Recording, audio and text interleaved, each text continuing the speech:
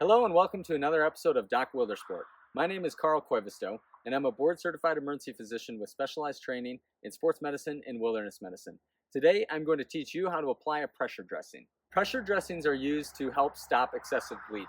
If you remember back to your high school physics course, pressure equals force over area. So the smaller you can make the area, the higher your pressure is. That is why most bleeds can be stopped with one finger or two fingers placed directly on the wound and held there. As you might imagine, it can be hard to have your hand held on a wound for a prolonged period of time, so that is when a pressure dressing is useful until you can get your wound to definitive care in an emergency department. The first thing you want to do before you apply this pressure dressing is to put one or two fingers directly over the wound and hold it.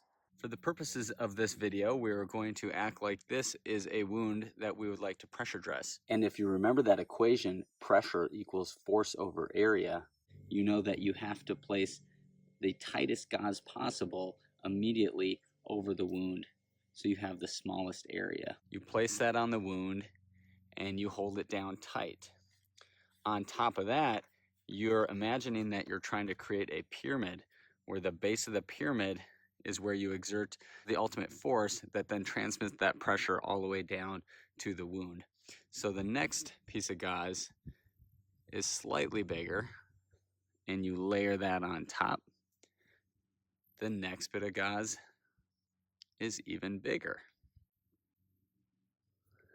So now you have a wider base that transmits that force all the way down to a single spot where that bleed is actually occurring.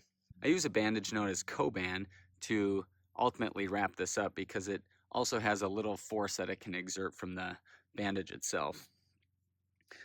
So try not to let go of that pressure dressing once you have gone through the work of placing it.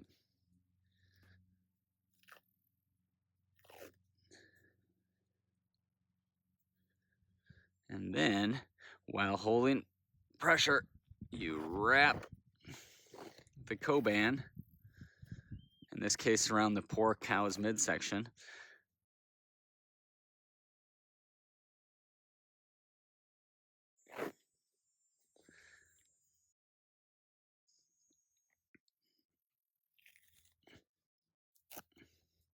And Coban sticks to itself, so you do not have to have tape.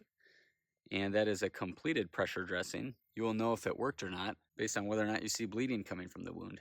Now that you've made a successful pressure dressing, it's time to get that wound to definitive care at the emergency department. Thanks for watching another episode of Doc Wildersport.